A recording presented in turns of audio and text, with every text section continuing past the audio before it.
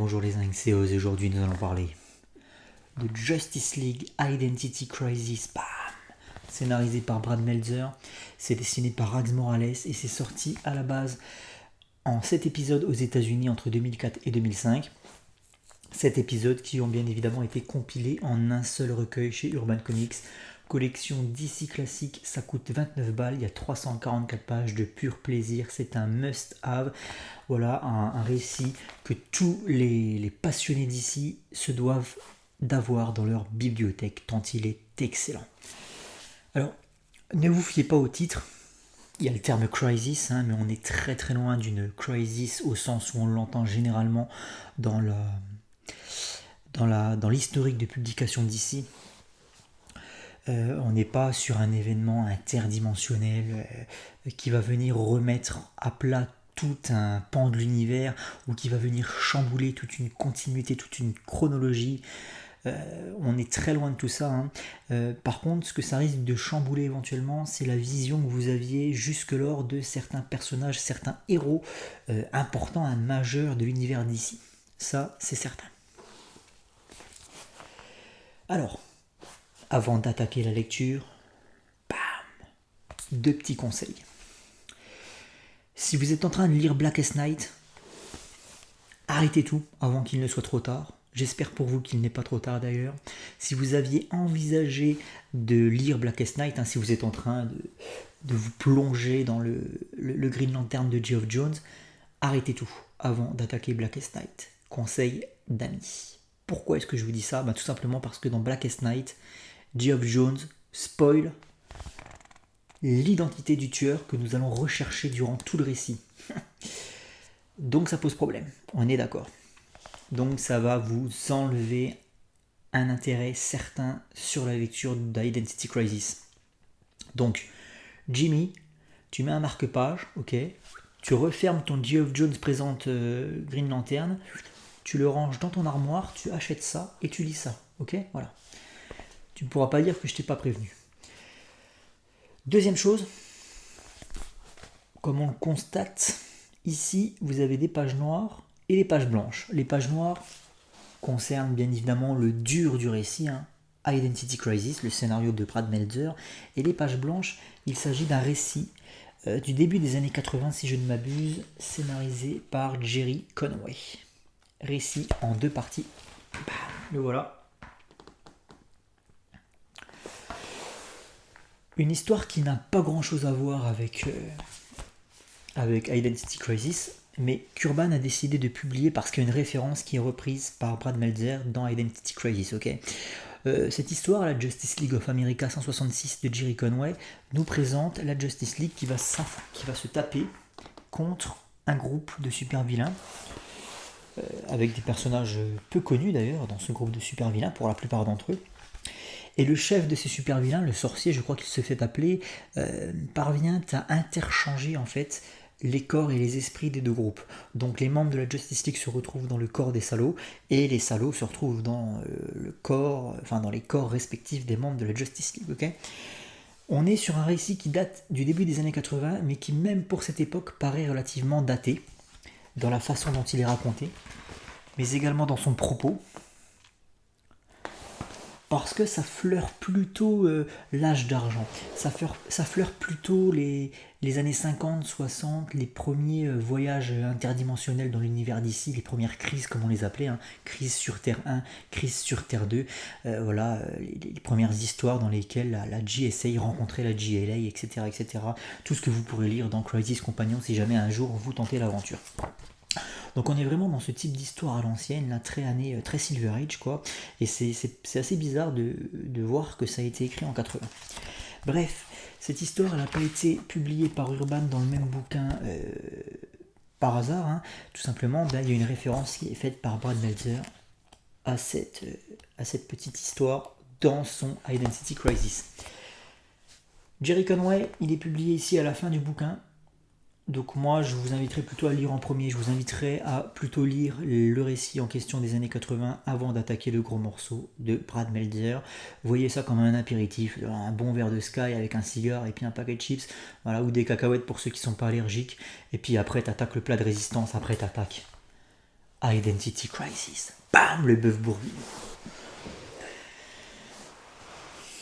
La femme de Ralph Dibny, alias Extensiman. Alors Extensiman, personnage créé fin des années 50, début des années 60, par John Broome, si je ne m'abuse, je me trompe peut-être. À l'époque, vous saviez, John Broome, il réécrivait un nouveau Flash. Il avait inventé Barry Allen en 56, et avec ce nouveau Flash, tout un univers, de nouveaux super vilains, de nouveaux acolytes, le Kid Flash, Wally West, etc., etc. Tout ça, vous le retrouverez dans le Flash, la légende de Carmine Infantino, disponible dans la collection DC Archives chez Urban. Et donc, il y avait Extensiman. Voilà, moi, c'est comme ça que j'ai connu Extensiman, c'est en lisant Carmine Infantino. Ralph Dibny, donc, qui est un personnage, comme son nom l'indique, qui a des super pouvoirs d'extensibilité, c'est-à-dire que le mec, il peut se gratter les couilles, enfin, tout le monde peut se gratter les couilles finalement, mais lui, quand il se gratte les couilles, en fait, déjà, il fait tout le tour de la pièce avec son bras, en fait, si tu veux. Voilà. C'est un homme élastique, comme son nom l'indique, avec tout le côté kitsch que ça implique, hein. C'est vrai que moi, les hommes élastiques, je trouve que c'est vraiment des héros kitsch, quoi. C'est... avec toujours un ressort un peu humoristique, tu vois, dans la caractérisation du personnage. Son pouvoir de base est humoristique. Croyez-moi que là, la manière dont il est traité, Extensiman, il n'y a rien qui va vous faire rire. C'est plutôt l'inverse. Sue, donc la femme de Ralph, est assassinée, sauvagement, à la maison. C'est pas du spoil, hein, ça fait partie du scénario du bouquin. C'est le point de départ du synopsis, en fait, si tu veux. Alors que lui est en opération extérieure, elle est cruellement violentée et mise à mort. Un meurtre qui, en plus d'être cruel, d'être violent, est d'autant plus mystérieux puisque le meurtrier ne laisse aucun indice derrière lui, aucune trace d'effraction. Voilà. Alors vous imaginez bien que tous les héros de la Justice League et compagnie sont sur le coup, afin d'essayer de résoudre l'enquête, afin d'essayer de non seulement de comprendre ce qui s'est passé, mais également de mettre la main sur le tueur, on est d'accord, hein. Voilà, mais en fait, il s'avère qu'il n'y a aucun indice et c'est très compliqué de trouver quoi que ce soit.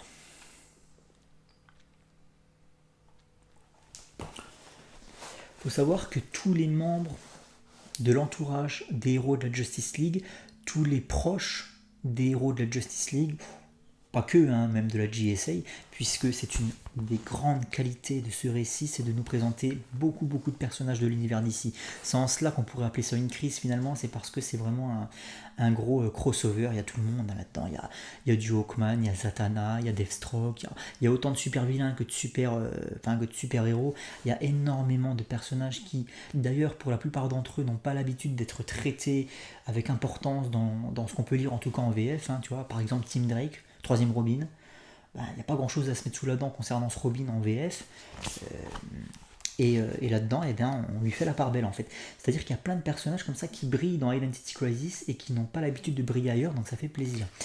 Bref, et donc vraiment on est sur une aventure multi avec beaucoup de monde issu d'époques différentes. Vous avez des membres de la GSA, des membres de la GLA forcément. Donc tout le monde est sur le coup, et en fait il faut savoir, comme j'expliquais, que tous les proches normalement de ces héros sont hyper protégés. D'autant plus lorsque l'identité du héros en question est connue publiquement, hein, forcément, la sécurité autour de ses proches est clairement renforcée.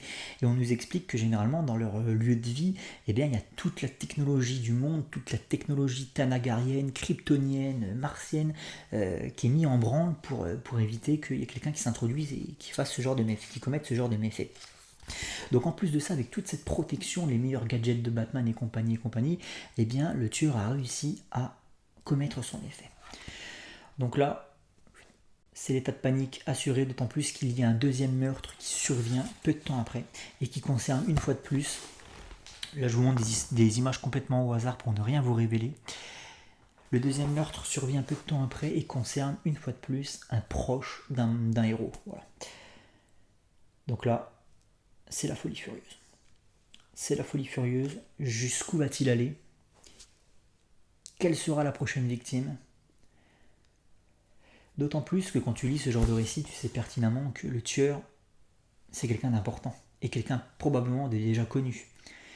Tu t'imagines bien qu'on va pas te balancer autant de suspense à la gueule pour qu'à la fin on t'explique que c'est Jean Dupont qui est l'assassin, tu vois, un mec complètement inventé sur place, voilà. Donc tu imagines bien que Brad Meltzer, le but le but de cette intrigue, c'est bien évidemment la révélation, c'est l'intérêt, tout comme dans n'importe quel truc policier, l'intérêt principal d'une enquête, en fait, c'est de savoir qui a tué. Et donc tu sens que ça va être quelqu'un d'important, peut-être même un héros, peut-être même un membre de la Justice League, en fait, tu vois. Et c'est là où c'est palpitant, c'est là où l'histoire elle est vraiment, vraiment palpitante. D'autant plus que tout est fait pour semer le trouble, en fait, tout au long de l'histoire, semer le mystère sur les personnages. Je vous expliquais que votre vision de certains personnages de DC risquait d'être chamboulée. En fait, j'évoquais cette révélation qui est faite à un moment donné dans le livre. Je vous montre toujours des images qui n'ont pas forcément grand chose à voir avec ce que je suis en train de vous raconter. Une révélation est faite à un moment donné dans cette histoire concernant un événement qui s'est déroulé au sein de la Ligue de Justice. Okay, un événement qui va vraiment remettre en question tout ce qu'on savait, tout ce qu'on pensait savoir en tout cas de nos héros préférés. Il s'est passé quelque chose d'assez malsain, voilà, de très sombre, que la Ligue de Justice a toujours tenu secrète, pour des raisons évidentes. Et donc, lorsqu'on apprend ça, en fait, et ben, du coup, ça participe au suspense, parce que tu te dis, à partir de là, en fait, tout le monde, déjà tu comprends que tout le monde a quelque chose à se reprocher, et donc, en fait, les gens sont pas si clean qu'ils le laissent paraître. Donc ça rajoute à cette impression de tout le monde peut être le tueur, en fait.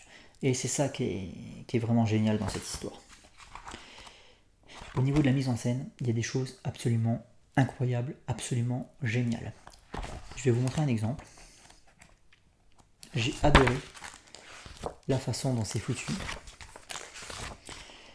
On envoie Diana, parce qu'elle a le lasso de Themyscira, le lasso d'Estia, pardon. On envoie Diana interroger un détenu dans une prison, puisqu'on soupçonne ce détenu d'éventuellement connaître l'identité du tueur. Okay, donc on envoie Diana au charbon. La scène se déroule sur 2 pages, donc cette page-là, ici, là. Hop. Et la page juste après. Donc une scène relativement courte d'interrogatoire. De toute façon, les scènes d'interrogatoire avec Diana, généralement, ça va très vite. Un coup de lasso, terminé. Pas besoin d'intimider le mec. Et ce que j'ai adoré dans cette scène, c'est comment Rags Morales et Brad Meltzer, pour le coup, jouent avec l'iconographie du personnage. Regardez, on sait que c'est Diana qui vient interroger, mais à aucun moment on la voit. On nous fait comprendre qu'elle est là. Tu vois, tu as un petit plan, on appelle ça un insert, je crois, au cinéma, vous savez, un gros plan sur un objet. Là, pour le coup, c'est la culotte de Diana, donc on reconnaît les motifs qui participent à l'iconographie du personnage. Le lasso ici, sur le côté. Et en te montrant juste ça, tu comprends vite que c'est Diana, et en fait, tu n'as pas besoin d'en voir plus.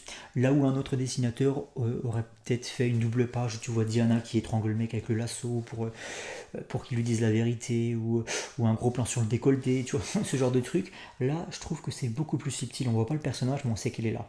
Et ça, j'aime bien quand les héros sont à ce point iconiques qu'il n'y a pas besoin de les montrer. Juste nous faire deviner leur présence. Ça, c'est génial.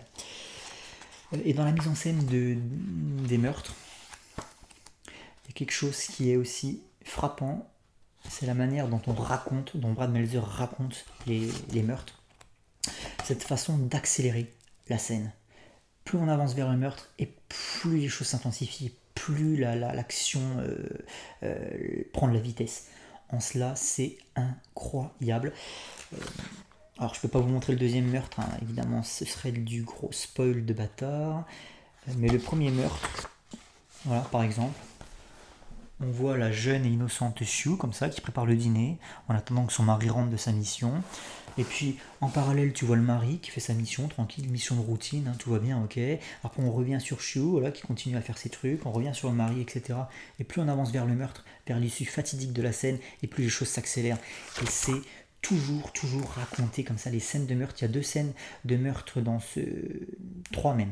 Il y a 3 scènes de meurtre dans ce bouquin, et elles sont toutes narrées avec le même talent. Voilà, toujours cette mise en scène qui est juste haletante, incroyablement haletante. Qu'est-ce que je pourrais vous dire de plus? Il y a beaucoup d'émotions, c'est-à-dire que t'es pas sur ce genre d'histoire où il se passe un truc grave et 3 pages après tout le monde s'en branle en fait. Là, Ralph Dibny, sa femme se fait tuer très tôt dans l'aventure, dès les premières pages, et jusqu'à la fin du livre, le mec il est pas bien en fait. Jusqu'à la fin, le mec est dévasté quoi. Il vient de perdre sa femme. Le mec est en dépression totale quoi. C'est pas 4 pages après, ça va, je me suis remis. Non. Le gars, il est en pleurs pendant tout le long du bouquin, il est en profonde dépression et on comprend pourquoi. Il y a beaucoup d'émotions dans ce livre, c'est pour ça que je l'aime bien. Et vous savez pourquoi il y a beaucoup d'émotions? Parce qu'en fait, on nous laisse le temps de nous attacher aux personnages. Par exemple, Sue Dibny, personnage qu'on ne connaît pas, on connaît à peine Extensiman. D'autant plus si on n'a pas lu Carmine Infantino, Flash la légende en VF, je vois pas ce qu'on peut dire sur Extensiman. Donc j'ai envie de te dire, puis Carmilo Infantini sur Flash, c'est pas donné à tout le monde. Hein. Donc voilà, tu te retrouves avec Extensiman, tu t'en branles un peu, tu le connais pas, et sa femme, tu la connais encore moins, la meuf, qui se fait tuer. Donc là, j'ai envie de te dire, je m'en fous, je la connais pas.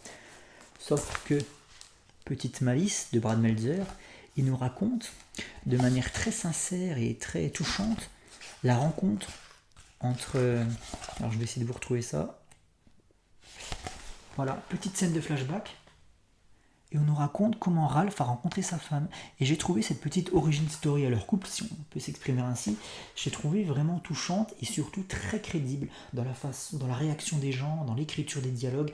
Il y a vraiment énormément de réalisme et de crédibilité et c'est ce qui rend leur rencontre vraiment touchante. Et de ce fait, la mort de Sue, terrible. Voilà. Beaucoup d'émotions dans ce bouquin, même au niveau du visage, la retranscription des émotions sur certains faciès avec des larmes qui coulent à n'en plus finir, des visages terrifiés. Enfin, il y a vraiment quelque chose qui se passe tout au long de cette aventure. Je pense que j'ai fait le tour. Identity Crisis, j'espère ne rien oublier. Quoi qu'il arrive, je vous laisserai découvrir le reste par vous-même. C'est un must-have, je le répète, ne lisez pas Blackest Night avant cela, sinon ça va vous niquer. Je vous dis ça parce que moi je me suis fait avoir, je me suis fait baiser la gueule. J'ai lu Blackest Night il y a 2 ans, j'ai commencé la lecture de ça, je connaissais l'identité du tueur en fait. Cela dit, il y a une telle finesse dans l'écriture, même en connaissant l'identité du tueur, tu te dis mais c'est pas possible en fait. Tu arrives à douter en fait de tes propres convictions en fait. C'est même pas des convictions parce que tu sais qui est le tueur, mais tu arrives à en douter tellement c'est bien écrit.